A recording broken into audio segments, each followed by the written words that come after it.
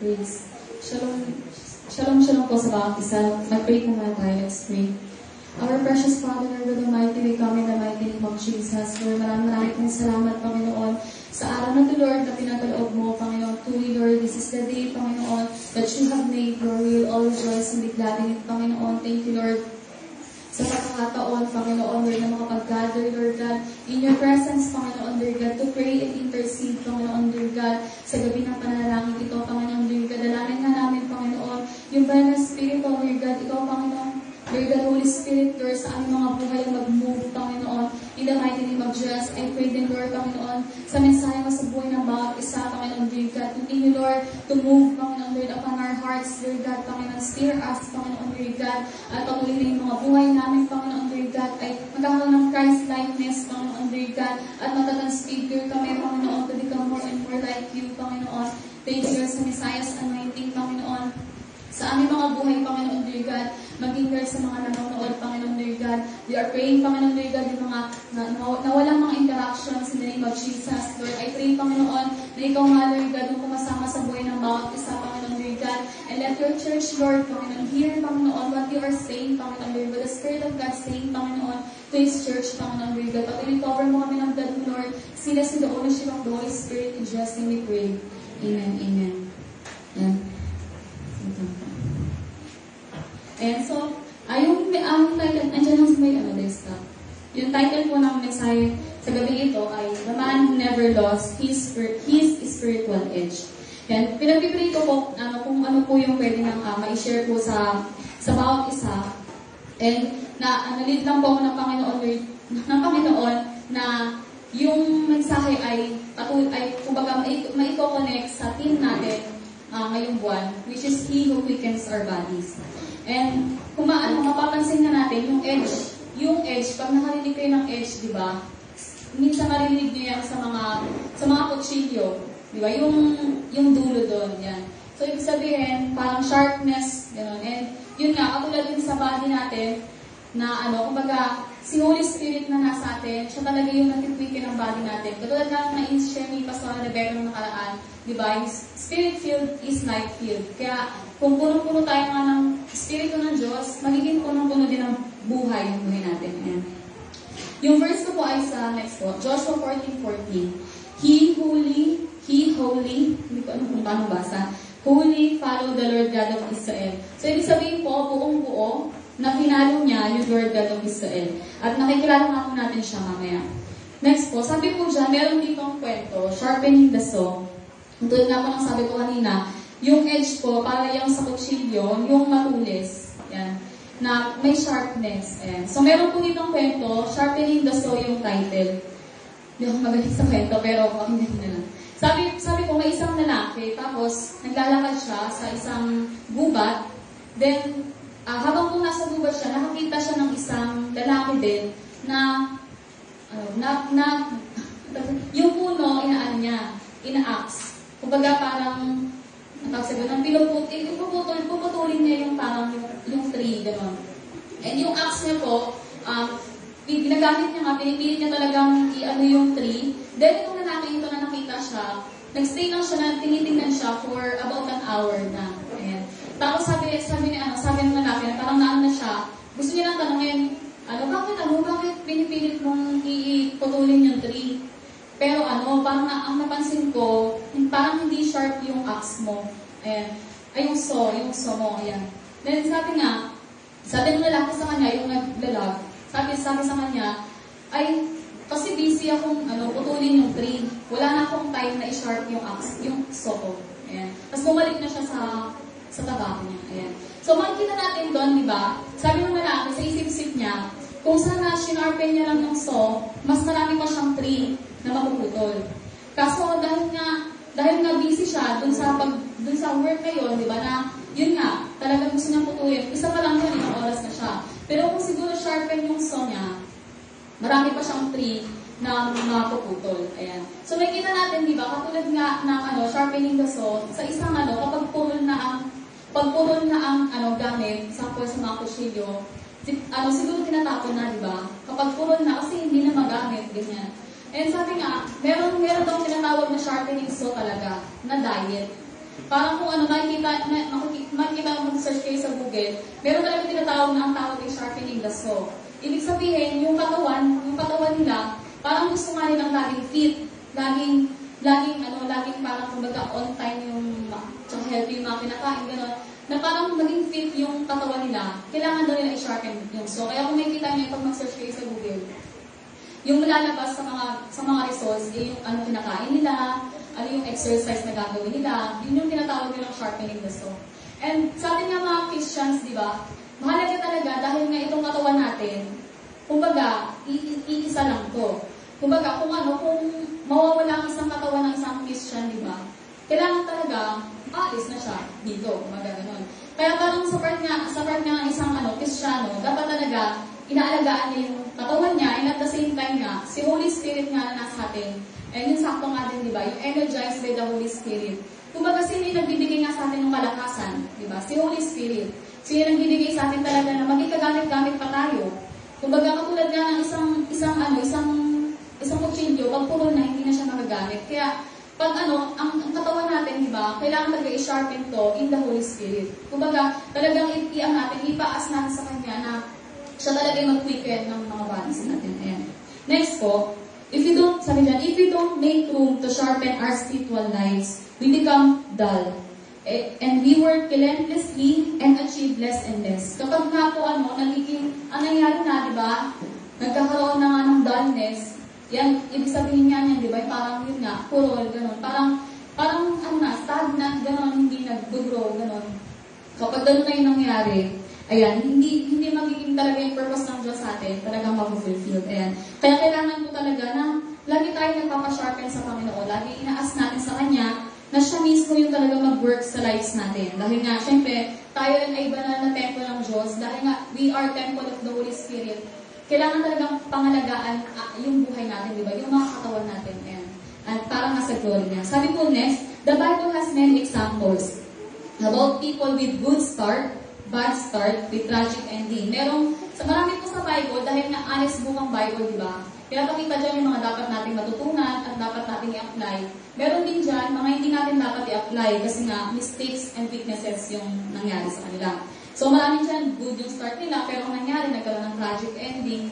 Meron naman, bad start, and at the same time, tragic ending. Meron din, good start sila, then good ending, and bad start, good ending. So, marami po tayong mababasa niyan sa Bible kasi nga, ang Bible ay punong-punong nga, di ba, ng mga ginamit ng Diyos before, and depende na lang talaga sa choice nila kung susunod sila sa Panginoon o hindi. Dahil nga laging may choice, di ba? At yung mga sumunod talaga kay Lord, nagkaroon sila ng ending na, yun nga, victorious talaga, successful. Pero kapag nagkasala nga sa Panginoon at hindi nga humingi ng tawad, hindi nagpatulong kay Lord, ayos yung buhay nila, ang nangyayari, nagkakaroon sila ng tragic ending.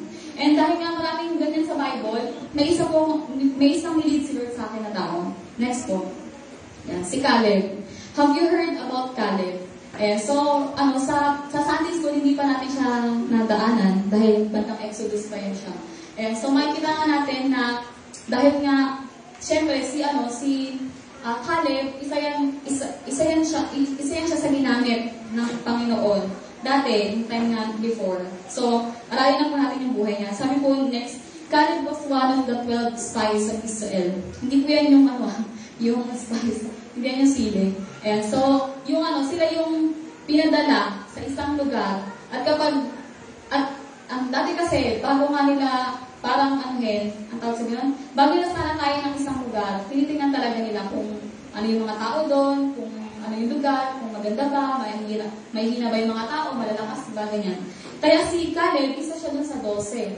Yan, bawat isa sa tribe ng Israel, yung leader nila, nag-count up ng 12 spies. Kaya si Caleb, kung mabasa niyo sa Bible, si Caleb, son of Jephunneh, diba? Jephunneh. Yan. So, makikita natin na si Caleb nga ay isa talaga dun sa napili. Yan. Nandiyan pa nga si Moses, diba? Yan. And sabi nga dyan, makikita natin sa picture, diba? Yan. Tinitingnan nila kasi yung lugar, kung kung magiging kung pwede bang pero sa salakayin talaga nila yan. Pero yun nga, makita natin, sabi dyan, yung sa picture, makikita nyo, diba, na pinapakita nila yung grapes yung parang, gantong, parang maraming grapes, ganyan. Pinapakita nila yun sa mga Israelites. Kaso, anong nangyari nga sa mga Israelites? Kung syempre alam niyo naman na to, yung 10 doon, di ba, nagbigay ng bad report. Then yung silang dalawa, si Caleb sa Nagchepune, tsaka si Joshua sa Nun, sila lang yung nagbigay nga ng report na kaya yun, di ba, i-conquer. So, kung makikita nyo nga dyan, nagkakaroon sila ng parang awayan, parang gano'n, nag-uusap-usap na sila. Next po, sabi dyan, while the 10 spies told the people bad report, sabi po dyan sa verse na yan, Caleb quieted the people, we should go up and take possession of the land, for we can certainly do it.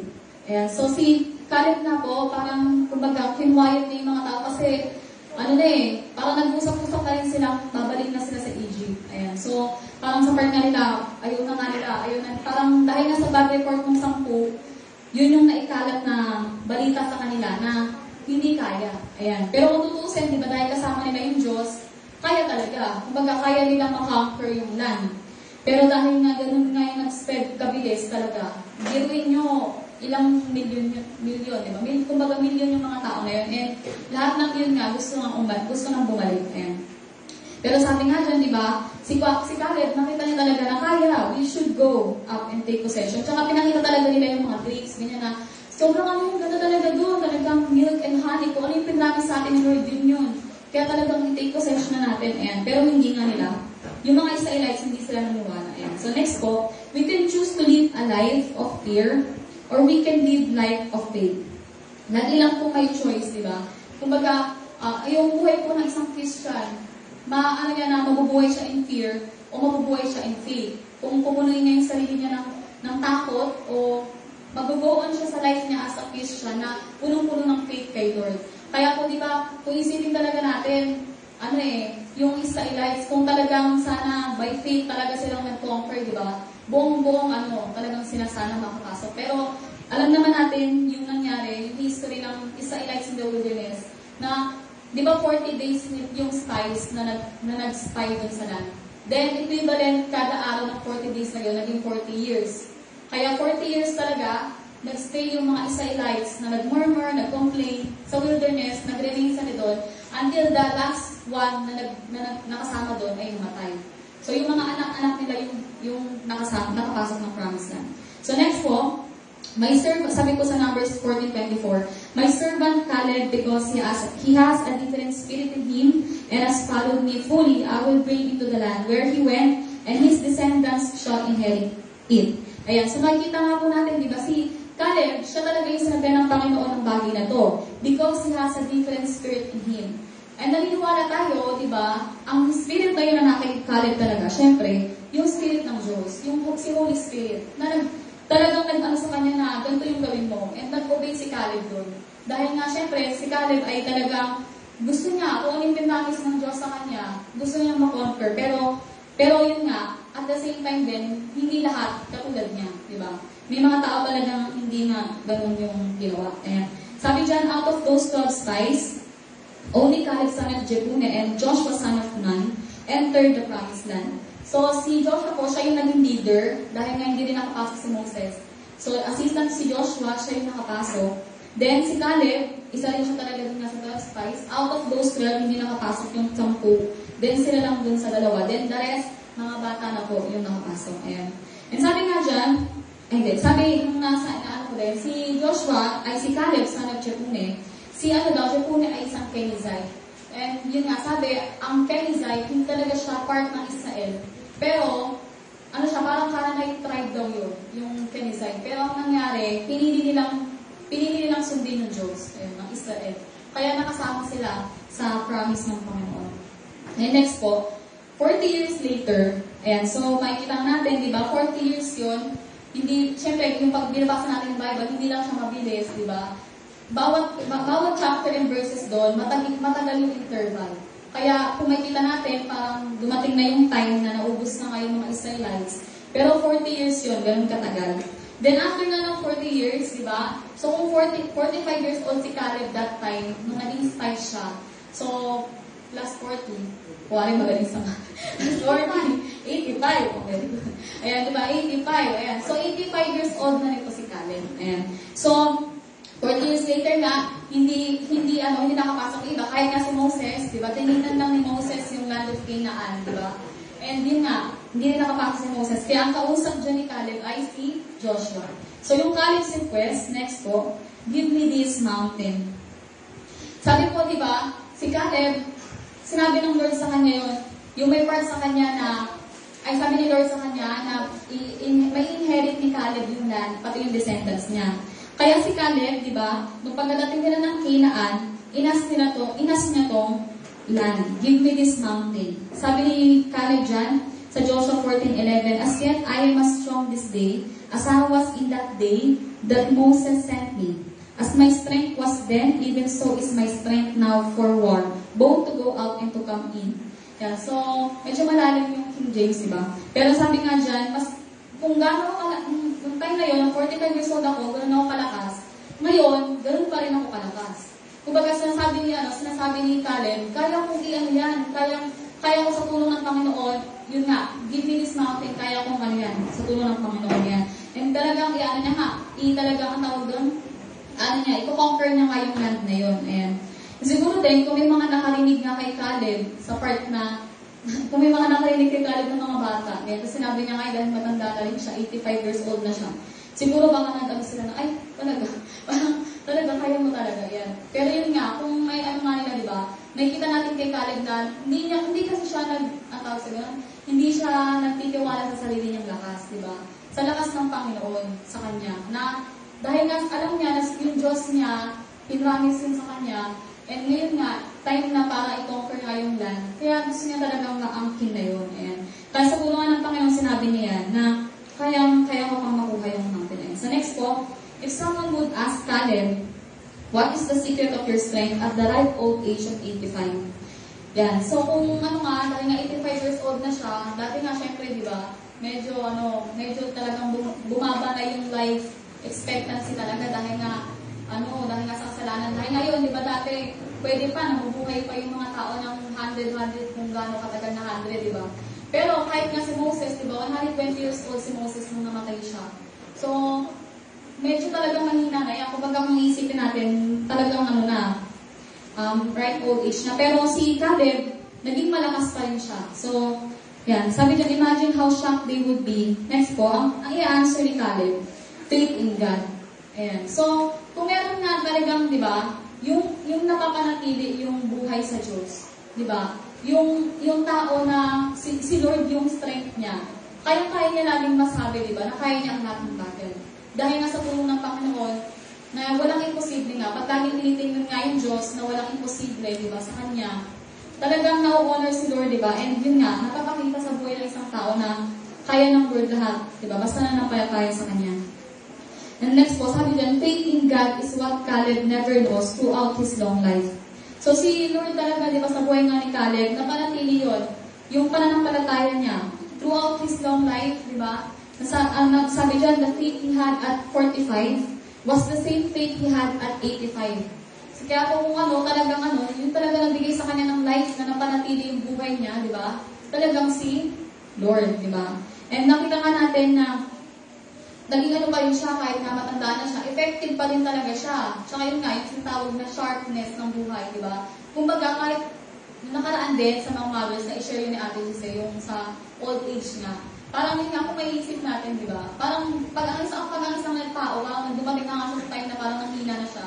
Parang sa pakiramdam niya, wala na siyang halaga, useless na. Pero di ba sa Panginoon nga, sa tulong ng Panginoon, sa binibigay ni Lord na power sa mga anak niya, kaya nilang maka-go on, di ba? Kaya nilang makapagpatuloy talaga. Kaya yung si Caleb talaga, nakaka-amaze yun, di ba? Yung start na si Caleb, yung parang kumbaga nakilala niya yung Diyos ng Israel. And yun nga, napanatili yun hanggang sa anong age na siya. Di ba? Kaya kung isipin natin, example to para sa atin lahat, na kung example, ilang taon pa lang tayo, tapos parang yun nga, medyo sumasakit-sakit na yung mga katawan, di ba?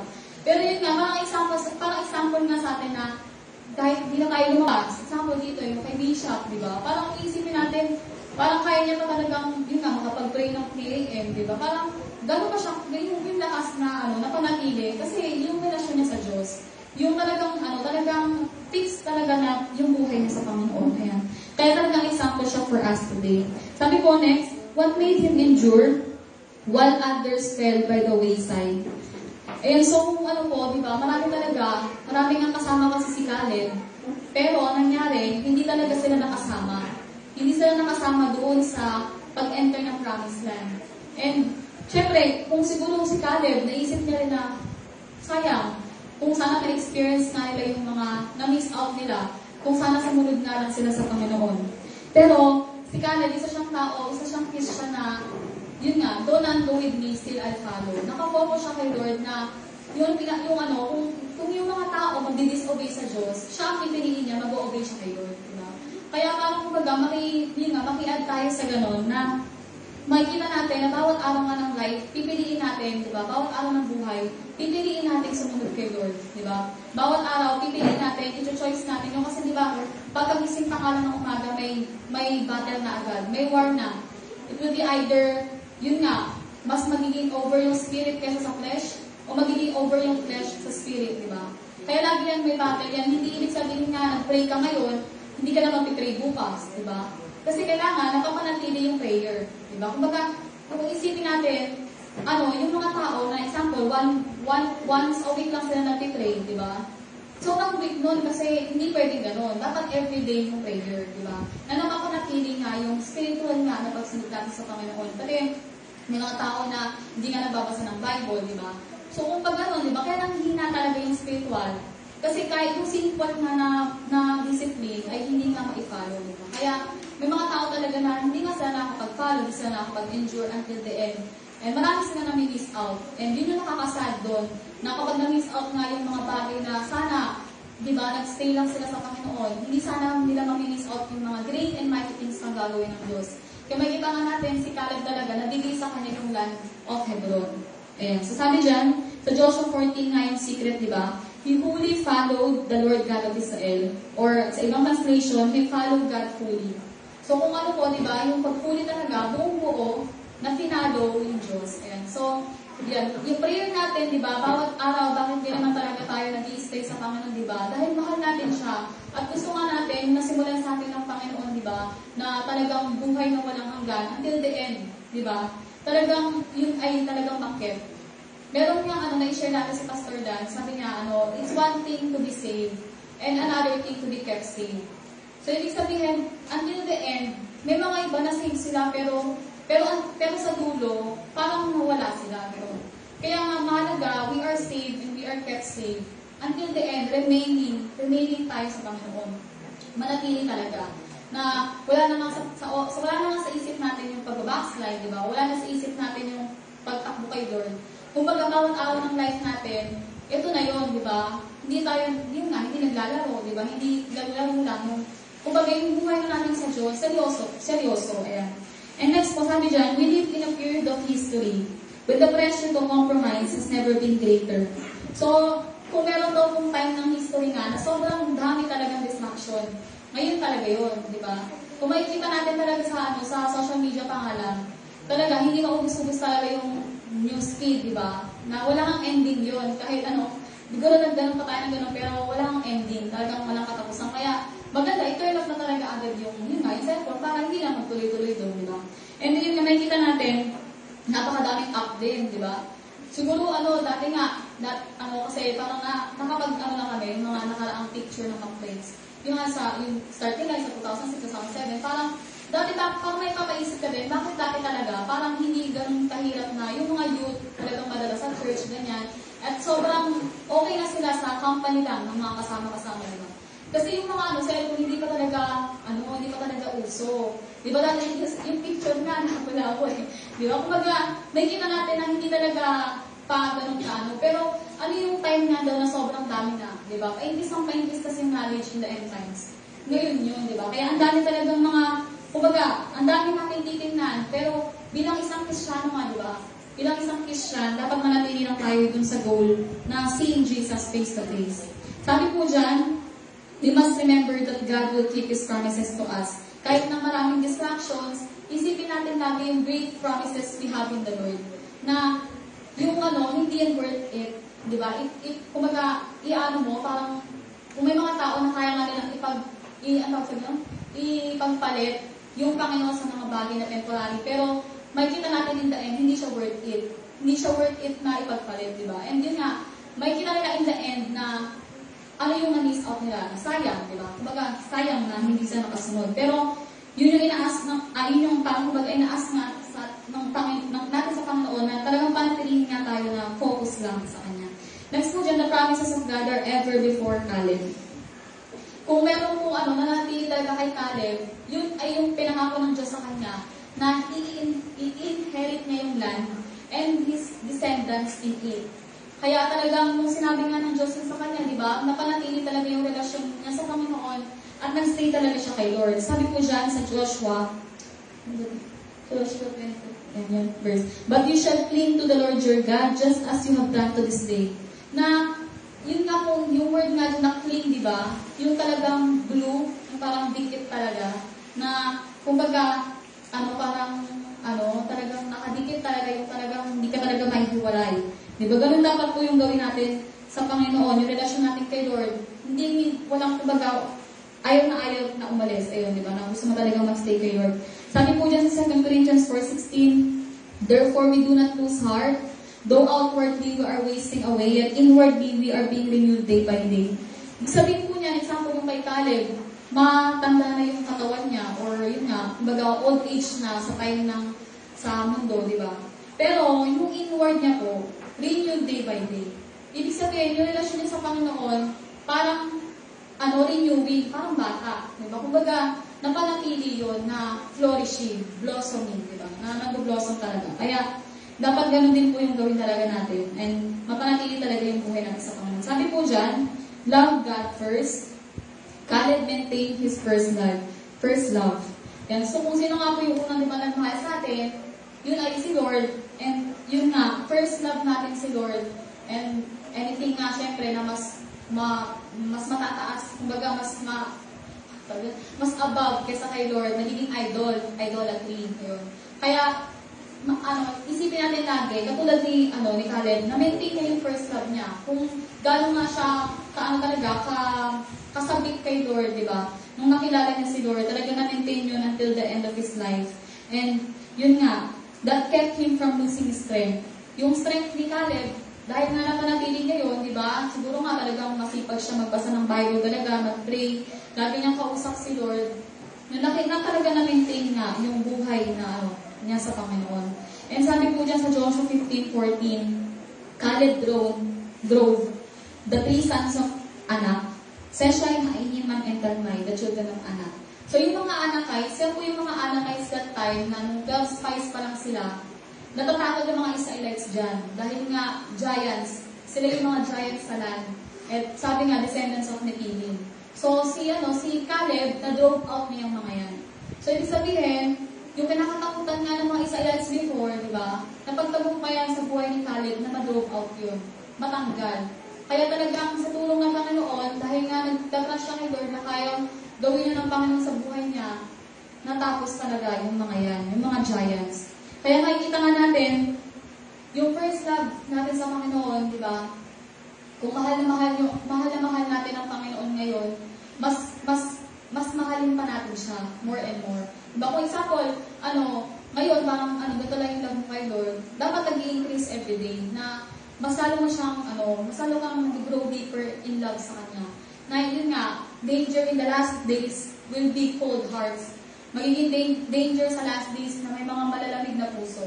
Pero kapag di ba, sa fire of the Holy Spirit, power of the Holy Spirit na nasa atin, yung fire na yun, di ba, mas mapapanatili maging on fire, na yung buhay na natin sa Kanya, relasyon sa Kanya ay mapapanatili. Kaya, yun yung talagang nakita natin kay Caleb na first love. Ayan. And next po, meron ng 5 na keys in maintaining spiritual edge. Number 1, no compromise allowed. So, makikita po natin, di ba, yung compromise, yan yung kumbaga, sample, may isang standard, tapos, for the sake lang, dahil nga kailangan mag-give up yun, parang pag-compromise ang isang tao, parang meron nga siyang principle, meron siyang standard, pero dahil nga kailangan niya mag-agree sa bagay na to, may biglang mag-guard down yan, biglang babagsak, gano'n. Kaya, pag compromise ng isang Christian, lagi lang siyang go ng go, di ba? Lagi lang siyang, wala siyang mga set of principles and set na mga word sa Word of God na dapat mapapanatili niyang ginagawa yun. Ayan. Kaya makikita nga natin kay Caleb, bakit no compromise allowed? Doon sa time nung nasa 40 years silang sa wilderness, si Caleb isa siya doon sa mga nakikita nga yung mga Israelites, di ba? Na nagkakasala everyday.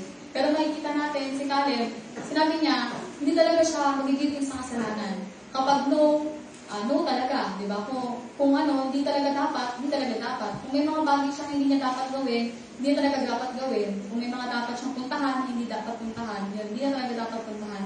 So, pang support niya nga, di ba? Compromise is not in his dictionary. Kumbaga, hindi talaga. Ang tawag sa ganyan, yung prinsipyo ay talagang fear, di ba? Kung meron talagang ganun sa buhay ng isang Christian, di ba? At mga panatili ngayon, di ba, sa tulong ng Panginoon, then, makakapag talagang lakad siya na without hindrances, di ba? And sabi po dyan, sa Galatians 1:10, obviously, I'm not trying to win the approval of people, but of God. If pleasing people were my goal, I would not be Christ's servant. So, kung makikita natin, di ba, katulad po ni Apostle Paul, siya yung nagsulat ng Galatians. Sabi dyan, di ba, hindi niya win-win yung approval ng tao, di ba? Pero ng Diyos. Siya ay God pleaser, hindi siya man pleaser, di ba? So makikita natin na kung ang goal nga daw ng isang Christian ay to please people, then hindi na siya servant of God, di ba? So kung makikita natin, kapag ang isang tao nagiging man pleaser na lang, then sino talaga yung pinaglilingkuran niya, di ba? Yung Diyos o yung tao pa? Yung tao, di ba? Kaya kapag nagiging man pleaser na ang tao, yun nga, ng isang Kristiyano, hindi na siya, nawawala na siya sa goal na, yun nga, kailangan willing the approval of God.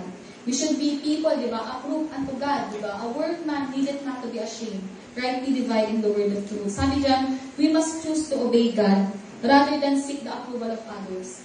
And yun nga, kapag sa compromising kasi, pag compromise ang isang Christian, parang natutolerate, yun, parang kumbaga, parang nagsisip nga siya ng approval ng tao. Ayan. Kaya yun yung nakakalungkot sa compromising.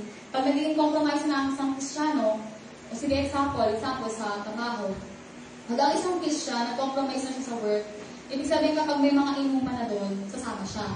For the sake lang, di ba, na mawin yung mga approval ng mga yun, at hindi nga siya kutsain, kapag nag-share siya ng gospel, ayan. So, nagiging compromising na. Parang may magiging sila pareho, pero yung principle niya, na kung baga firm siya doon, na-die down. Ayan. Kaya kapag naging gano'n na nga isang tao, di ba? Hindi na talaga nagiging effective yung buhay Christian niya, di ba? And sa buhay nga ni sabi ko dyan, next, we can become fearful of what others think of us, that it paralyzes our faith. Next po. Sabi dyan, magiging, kung fearful nga daw tayo sa sinasabi ng mga tao, mapaparalyze yung faith ng isang Christian. Kasi nga, syempre, kung titignan mo lagi lang yung tao na, ano kayang sabihin nito, okay na kaya sa kanya yan. Kapag di ba, nag-focus na sa tao, hindi dun sa Diyos. And sabi nga sa Proverbs 29:25, the fear of man bringeth snare, but whoso putteth his trust in the Lord shall be saved. Diba? Kung totoo po yan, diba? Kapag tayo, yung parang takot natin ay sa tao, diba? Talagang snare yan. It is a trap. Kumbaga, lagi lang mag-feel yung tao, yung Christian. Pero kapag nag-trust siya in the Lord, then, laging magiging maayos nga yung paglakad niya. Sabi dyan, Caleb didn't worry about what his friends thought of him. He gave a good report of the promised land. So ibig sabihin, di ba, nung si Caleb po, kasama nga ni Joshua, kung makikita po natin, di ba, hindi niya inisip yung mga friends niya. Isipin mo, kung inisip ni Caleb na, parang isipin ni Caleb na yung like na nagsabi nga sila na, hindi, yun talaga yung mga anak hindi talaga natin kaya yun eh. Pero kung isipin natin kung ang ginawa ni Caleb, sige, wag na lang. Diba? Kasama ba si Caleb dun sa pagpasok na enter promised land? Hindi, di ba? Kasi si Caleb talaga nag-stand siya. Nag-stand sa ground niya at naging effective siya ng witness na, di ba, naging witness siya na kaya ng Lord. Kaya nga nung time na nakuha ni Hebron at talagang naparayos niya dun yung mga Anakites. Talagang na-kill niya yung mga yun. naging witness siya na, di ba, naging matagumpay talaga kung ano man yung pinramis ng Lord sa kanya. And sabi dyan, nag-risk din siya, personally ostracized by those who outnumber him. Di ba nga, dapat papatayin pa sila. Gusto silang patayin mga Israelite, si Caleb at si Joshua. Pero hindi hinayaan ng Panginoon, di ba? Kasi nga, sabi na ng Lord, di ba, hindi makakapunta yung mga yan sa promised land. Then, ayun nga, pagkatapos niyang gawin ni Lord yun, di ba kinabukasan, sabi nila, hindi, time na, ready na kami, bigla silang gumanon. Pero ang nangyari, sabi ni Moses sa kanila, hindi kasama ang Diyos sa inyo, bakit natitigas ng ulo nyo? Pero ginawa pa rin nila, nilusog nila yun hanggang sa nila, sila yung natalo ng mga Anakites. Di ba kung mag-iisipin natin, nailis niya rin yung sarili niya na hindi siya kahit ano sabihin, basta alam niyang yung tama na tinuro ng Diyos sa kanya, di ba? Yun yung gagawin niya. Sabi niya, he was willing to lose his friends, even his life, rather than turning back to Egypt with the rest of Israelites. Dahil gusto na nga ng mga Israelites, bumalik nga sa Egypt. Sabi ni Caleb, mag-aayaw niya doon, di ba? Kumbaga, hindi siya babalik doon.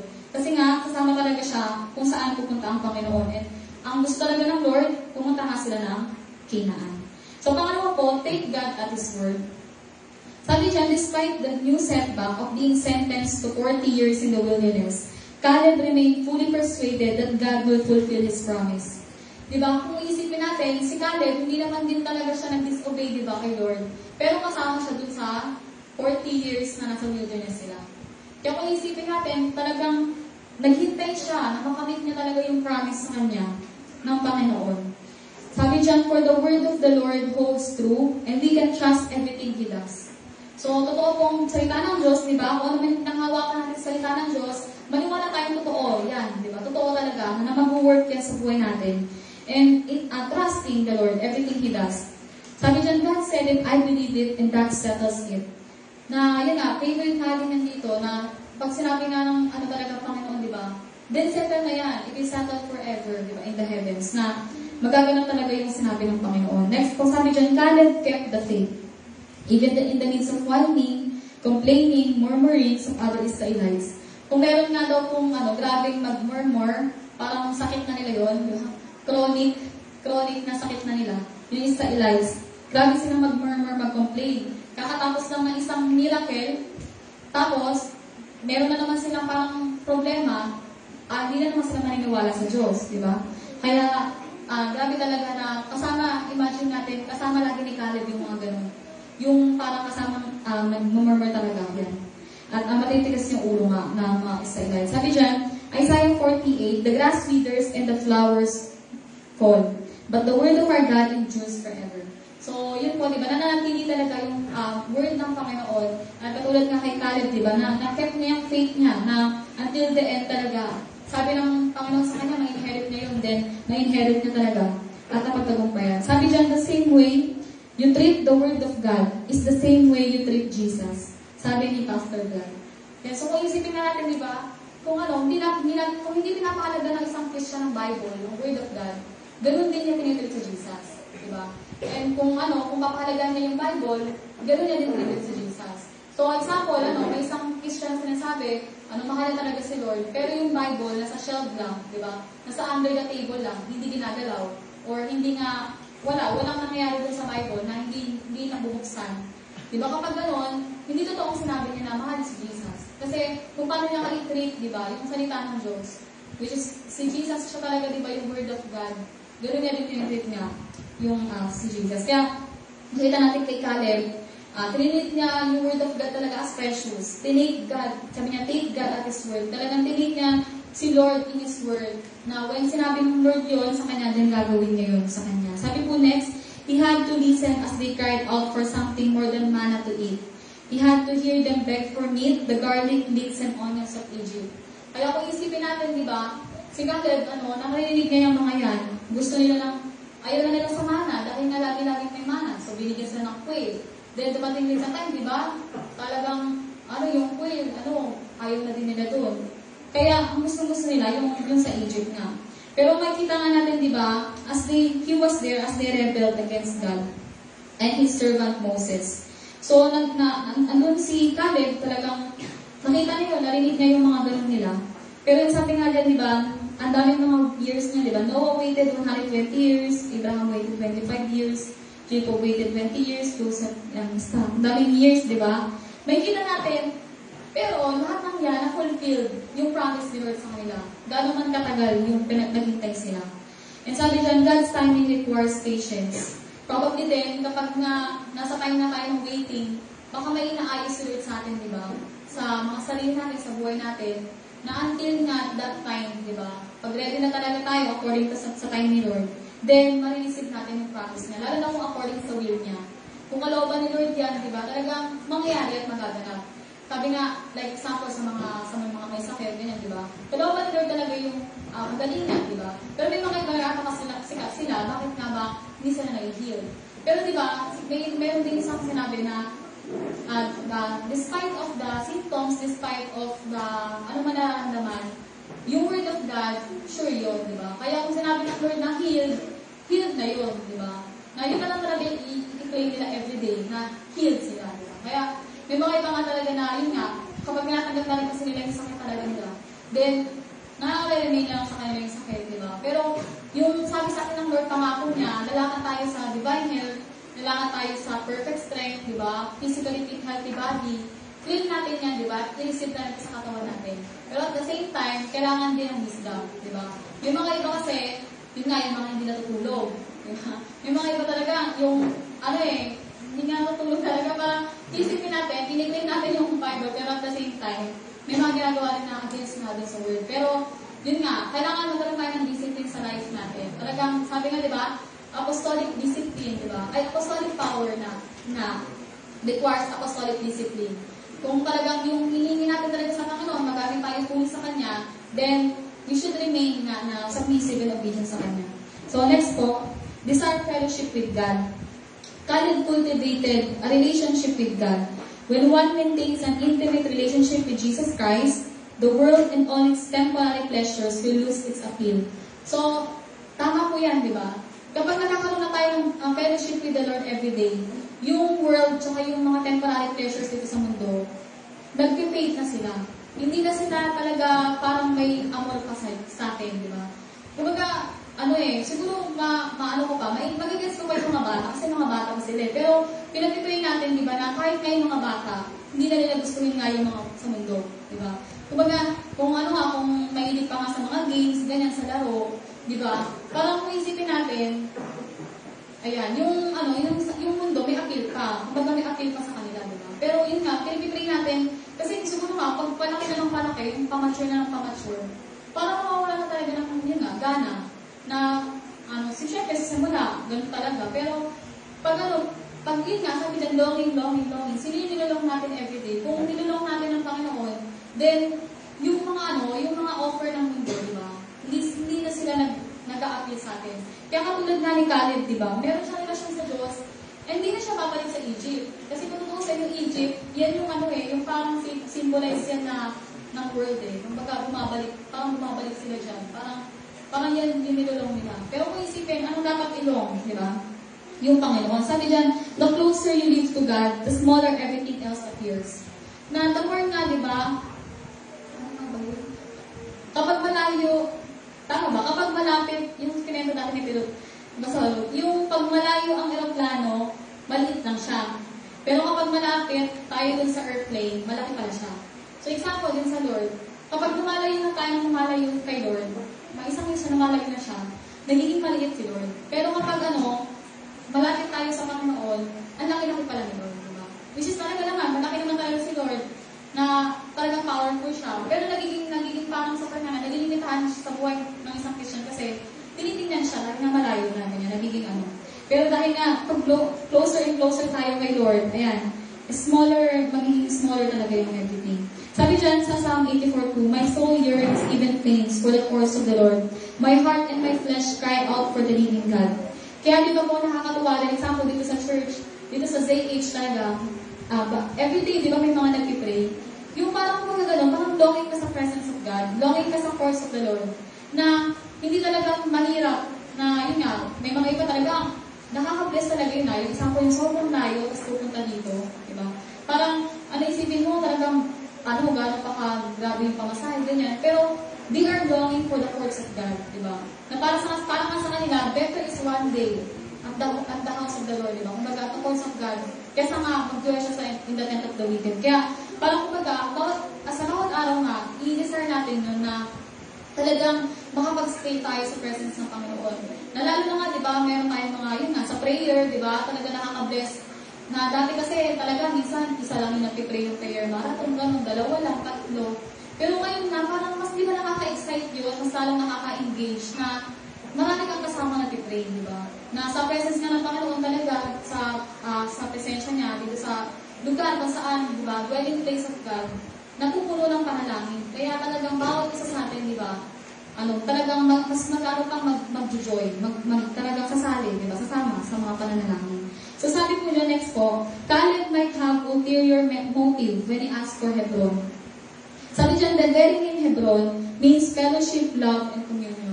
So, kung ano po, nung inas na po ni Caleb yung Hebron, sa part niya, yun po pala yung talaga meaning ng Hebron. Sa landing po ng Hebron, dyan na face, sa Abraham, sinabi ng Diyos sa kanya, bibigay ni Lord sa kanya yung land. So, yun din yung land of Hebron. Eh, makita nga natin, di ba? Fellowship, love, and communion yung meaning niya. Na si Caleb, yung pala talaga yung longing ng heart niya. Na talagang sa Panginoon. Sabi dyan, next, while others long for Egypt, Caleb long for Hebron, the place of fellowship, love, and communion with God. So makikita natin, talagang sa presensya ng Panginoon lang natin makikita yan, di ba? Fellowship, love, and communion. Na bawat araw, di ba? Sana po, di ba, yun yung nilolong natin. Na makikita nga, di ba, na yun yung gusto natin ma-experience. Yung talagang fellowship with the Lord. Then, pang-apat po, we stay focused. We can finish well if we keep our eyes on Jesus. So, sabi nga dyan, di ba, don't look back. You are not going that way. Ayan. And sabi din po, maganda itong sa Romans 12:6. Let's just go ahead and be what we were made to be, without enviously or pridefully comparing ourselves with each other or trying to be something we aren't. Kapag po, panay compare nga, di ba? Kapag panay nga tingin nga, hindi nakakapag-focus nga doon sa pinakagawa ni Lord. Kaya dapat hindi tayo, kung hindi tayo doon, di ba? Parang hindi yung dapat natin gawin, then mag-focus lang tayo doon sa dapat natin, pinakagawa sa atin doon. Katulad ni Caleb, stay focused lang siya. Kahit napakadaming ganun sa paligid niya, stay focused siya. Sa part niya, makakarating ako ng promised land. Darating din yung time na makuha ko yung land na may bibigay sa akin ng Diyos. And ayun nga, promise ng Lord sa akin.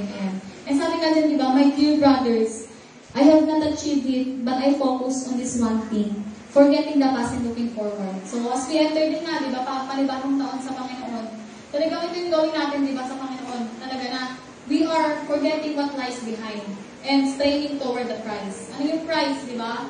Of seeing Jesus face to face, of hearing the well done from the Lord. And next po, let us lay aside every weight and the sin which so easily ensnares us, and let us run with endurance. So finish strong, di ba? Sa Panginoon nga, di ba, yung katawan nga natin din, di ba? Talagang, syempre, magagamit din until the end. Marami pa tayong gagawin sa Panginoon, di ba? Kaya talagang, mapanatili talaga din na we run, di ba? Sa tulong ng Panginoon, with endurance talaga. And sa dulo, pag nagbigay ng crown din ng Panginoon, hindi naman talaga sa atin yan di ba? Ika-cast out din natin yung crown kay Lord. Na, yun yung talagang purpose din ng mga rewards. Para talagang sa feet ni Jesus, meron tayong maibaba, di ba? Meron tayong mailay dun sa feet ni Jesus. Kasi yun nga, worthy siya sa lahat ng yun. Then last po, run to win. Like Caleb, Apostle Paul knew our spiritual race was no piece of cake. So katulad ni Caleb, di ba? Sa dami din sa dami din talaga nung napagdaanan niya rin, sa tagal nga naman nun. Pero siya, enjoying siya until the end na gusto niya talaga, mapagtagumpayan lahat. So sabi dyan, do you not know that in the race all the runners run, but only one receives the prize? So run that you may obtain it. Diba? Bawat isa po sa atin, we are called for the winner. Diba? We are called for in a victorious and triumphant life. Na sa pagiging Christian nga po, diba? Talagang, yun yung talagang plano sa atin ng Lord. Talagang victorious in the end. Sabi dyan, put on the Lord Jesus Christ and make no provision for the flesh in regard to its lust. Na kung ipuput on na natin si Lord Jesus, di ba? Na yung buhay na sinasa buhay na natin ngayon ay yung life of the Son of God. Then, by faith na everyday na susunod tayo sa pinapagawa niya. Sabi dyan, training in the ways of the Lord is necessary to live a life for the Lord. So, kailangan po talaga, di ba, ng discipline talaga. Kailangan natin na mapanatili nga yan sa buhay natin. Next po, therefore I run in such a way as not without aim. I box in such a way as not beating the air, but I discipline my body and make it my slave. So sinabi rin po yan ni Apostle Paul, sabi niya nga dyan, bakit niya daw ginagawa yan? Yung parang dinidiscipline niya yung body niya and make it a slave. Kailangan, yun nga, kapag example, sa part niya, tinatamad siyang gawin to, kailangan mas lalo niyang gawin yung bagay na yun. Kasi nga sabi niya dyan, yung mga next na sinabi niya dyan words, kasi ayaw niya na kapag daw nag-preach siya mismo mag-disqualify. Diba? Kaya parang kumbaga, kung ano ba yung pinreach niya, yun din sana yung makikita sa buhay niya. Kumbaga, he will walk the talk, diba? Na ayaw niya nga, kaya dinidisipline niya din talaga yung sarili niya sa pamamagitan ng Panginoon talaga na kailangan talaga magawa niya yung mga dapat gawin talaga sa paglilingkod niya kay Lord. And so, yun po, discipline for the Christian begins with the body. We have only one. It is this body that is the primary material given to us for sacrifice. We cannot give our hearts to God and keep our bodies for ourselves. So talaga pong, di ba, kumbaga yung mga buhay nga natin, yun nga, tulad nga rin sa banal ng tahanan ng kanta, di ba, even yung part doon na lukluka ng pakuyat ng isang ba. Na kung ititreat nga po natin, bawat isa natin dito, nakikita natin sa bawat isa, temple ni Holy Spirit, di ba? Bawat isa sa atin, temple of the Holy Spirit. Then we will treat it, di ba, with holiness, di ba? Kung yung life natin nga, na mag-preserve to until the end, di ba? Talagang ias namin sa Panginoon na mapanatili talaga yung buhay natin sa Panginoon. Na talagang siya, di ba, mag-sanctify sa atin. So, conclusion po, we need men like Caleb who will take God at His word and follow Him fully. God knows and honor when we take a stand for Him. Katulad ni Caleb po, di ba, talagang nag-stand siya to do the right, na talagang sumunod siya sa Panginoon. At naging witness nga siya. Kung baga yung pagkakagamit sa buhay niya, talagang napanatili yun, di ba? Yung sharpness ng life niya. Sabi niya, when we stand for righteousness, we do not stand alone. God stand with us. Kaya nga po, di ba sabi rin, if God is for us, who can be against us? Kung talagang sa Panginoon talaga, yung talagang tinatayuan natin, yung talagang promise ng Lord, then huwag tayong matakot na gawin talaga yung right, di ba? Yung tama sa Panginoon.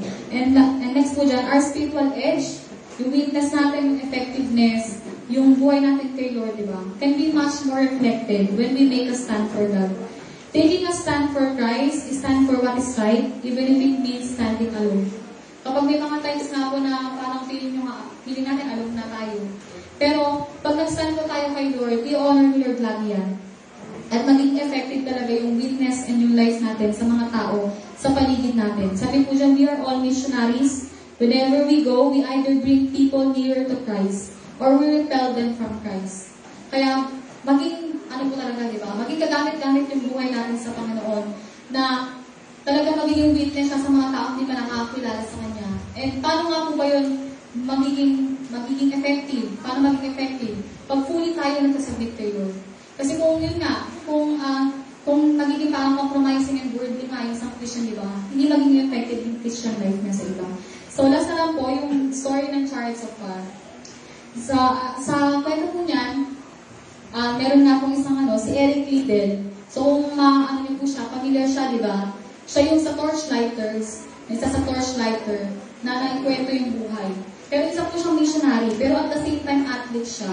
Pero, sa pagiging atleta niyang araw, sabi niya, nagiging alive daw siya. Ayan. Pero, meron na lang kasi siyang last na Olympic. Then, after na nun, nagiging missionary sa China. Pero, dumating sa time, ang nangyari, yung Olympic niya na yun, naging Sunday. Naging Sunday yung laban. So, dahil nga nag-stand siya, sabi niya, hindi talaga ako pwede na tumakbo ng Sunday. Kaya ang ginawa ni Eric Liddell, hindi na siya tumakbo. Pero, in turn of events, ang nangyari, yung Olympic day ng laban niya, naging Thursday. So, sabi sa kanya ng isang best friend niya, tumakbo mo na kasi Thursday na. Ayan. So, the history, and then the history made, si Eric Liddell, nung time na tatakbo na siya, dahil nga, di ba, nag-stand siya ngayon, kaya nakatakbo na rin siya ng Thursday. Ayan. Then, nung tumakbo na siya, bigla siyang ginanon na ng talaga ng opponent niya na isa. Then, bumagsak siya. Pagkabagsak niya, siguro hindi na siya makakahabol, di ba? Pero, habang tumatakbo nga raw siya, na-betray siya. Hanggang siya pa yung nanalo. Siya yung nanalo dun sa race. So, kung makikita natin, di ba, yung reward, kapag nag-follow nga tayo kay Lord, di ba, obeying the Lord, di ba, and leaving the consequences to Him.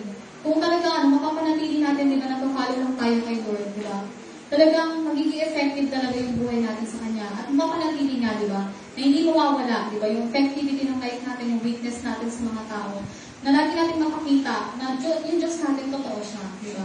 At isa nga, di ba, i-end ko lang sa, syempre, kay Jesus pa din, na si Jesus, sabi nga doon sa Chariots of Fire, di ba, come rule in my life, Lord Jesus Christ, my King and my Master, come rule in my heart, and I will be your Chariots of Fire. Na, dapat po, di ba, yun na yung parang desire na lang ng life natin.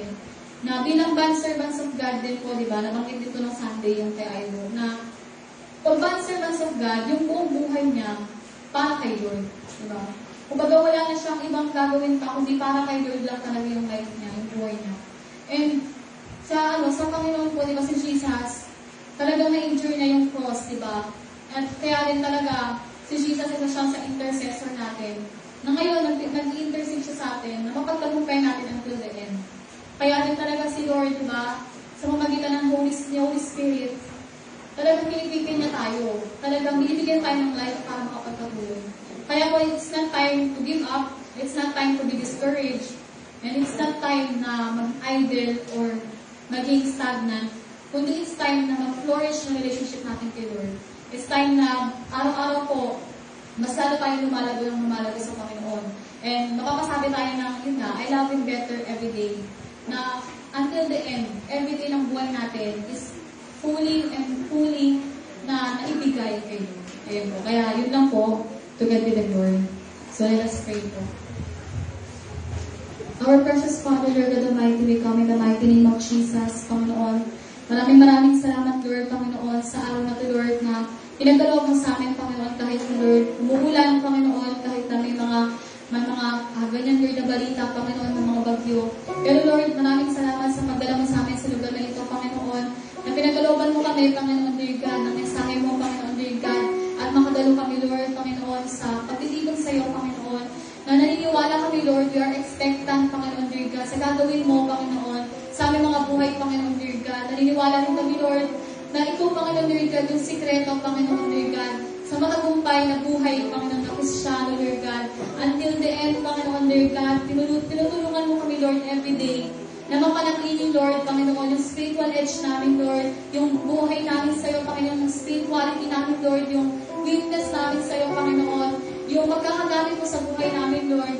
We are praying, Lord, na ma-maintain, Lord God, yung first love sa aming mga buhay, Panginoon, na manatili, Lord, na nag-aalam para sa iyo, Panginoon, yung pag-ibig namin para sa iyo, Lord. Dahil ikaw, Lord, ang unang nagmahal sa amin, Panginoon. We are praying, Panginoon, Lord God, as we enter, Panginoon, Lord God, the 14th year anniversary, Lord God, ng SLMI May, Panginoon. Mas lalo kami magpo-flourish sa iyo, Lord, Panginoon. Mas lalo mag-i-increase, Panginoon, Lord God, yung relasyon namin sa iyo, Lord God. At ako, Lord God, na mas bawat isa sa amin, Lord God, mas magiging kagamit-gamit sa iyo, Panginoon. Na bawat isa nga, Lord God, Panginoon, mararanasan that they are loved in you, Panginoon. They are significant in your sight. At meron silang place, Lord God, sa presence mo, sa kingdom, Lord. In the mighty name of Jesus, Panginoon. Selyado mo sa amin, Lord, ang lahat ng mensahe na narinig namin sa gabi ito, Panginoon. At patuloy na may apply ito sa buhay namin, Panginoon. Thank you so much, Lord God, sa pagtulong mo sa amin sa mga spiritual discipline namin, Lord. At napanatili ito, Lord, until we see you face to face, Panginoon. We give you all the glory, praise, and honor. In Jesus' name we pray.